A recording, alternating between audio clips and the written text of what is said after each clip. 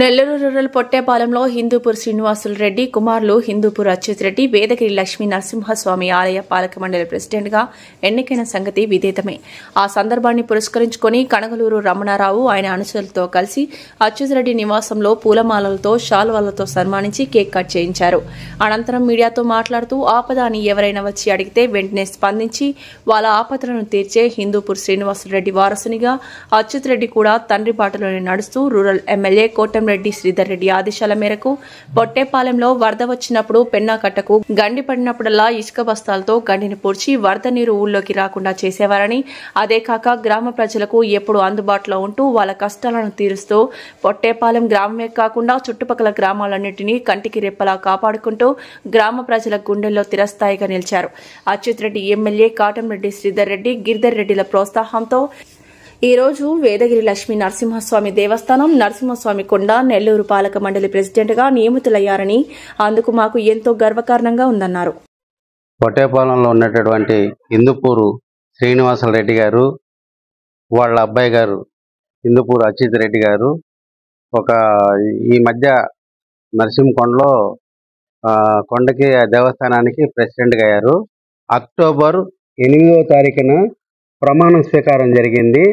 అలాగే నవంబర్ 9వ తేదీన అభినందన సభ. ఇదంతా కూడా మన ఈ రూరల్ ఎమ్మెల్యే గారు శ్రీధర్ రెడ్డి గారు ఆదర అభిమానాలతో వీళ్ళకి శ్రీధర్ రెడ్డి గారికి గిరిధర్ రెడ్డి గారికి ఫ్యామిలీ పరంగా మంచి అభినవ సంబంధాలు ఉన్నాయి. ఆయన రెండోది అచ్యుత్ రెడ్డి గారు చిన్నప్పటి నుంచి ఆయన ఇంకొకరికి సేవ చేయాలా అన్న ఒక తపన శ్రీనివాసులు రెడ్డి గారి దగ్గర నుంచి వచ్చిందనమాట. ఆ వారసత్వం అలాగే వచ్చింది. ఈ ఒక్క మాటలో చెప్పాలి అని అంటే వరదలు అంటే అచ్యుత్ రెడ్డి గారి చిన్నతనంలో వరదలు వచ్చి ప్రతిసారి పొట్టేపాలెం మునిగేది.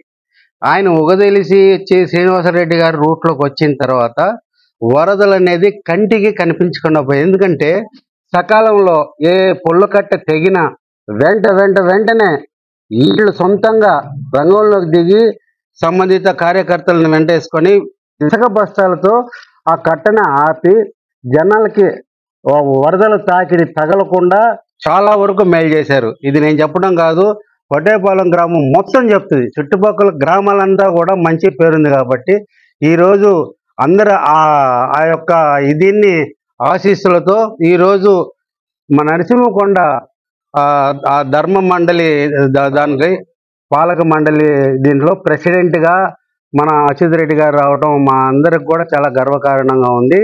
8వ తారీఖున అక్టోబర్ 8న ప్రమాణ స్వీకారం చేశారు. కాబట్టి అందరూ దీంట్లో అభినందన సభ ఆ కార్యకర్తలు అభిమానంతో వాళ్ళ ఒక నిర్ణయాన్ని వాళ్ళు చిన్నవాళ్ళు అందరూ వచ్చి మొన్న జరిగింది నవంబర్ 9వ తారీఖున. ఈ విధంగా ప్రతినిత్యం ప్రజల ఆలోచనలు కలిగేటటువంటి నాయకులు చాలా తక్కువగానే ఉంటారు. ఇప్పుడు వచ్చే కొంతమంది నాయకుల గురించి తెలుసు. అలాగే మన గిరిధర్ రెడ్డి గారు కానీ మన కోటంరెడ్డి శ్రీధర్ రెడ్డి గారు కానీ వీళ్ళిద్దరూ అన్నదమ్ములు అయి ఉండి ఎంత మేలు చేశారనేది ఇప్పుడు మనం మీడియా పరంగా చెప్పుకోవాల్సిన అవసరం లేదు. ప్రతి ఒక్కరి గుండెల్లో ఆయన నిలిచిపోయాడు. అదే బాటలో ఇప్పుడు మన అచ్యుత్ రెడ్డి గారు ప్రయాణించడం చాలా గొప్ప విషయం.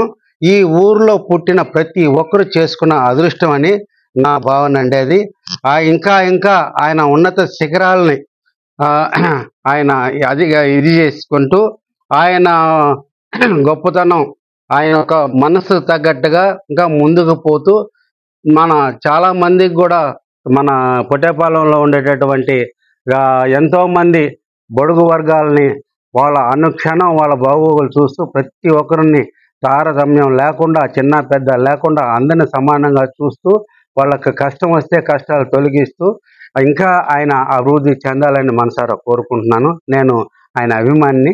నా పేరు రమణారావు. ఈ వీడియో కనుక మీకు నచ్చినట్లయితే లైక్ చేసి షేర్ చేయండి. మరిన్ని లేటెస్ట్ అప్డేట్స్ కోసం మా ఛానల్ ని సబ్స్క్రైబ్ చేయండి.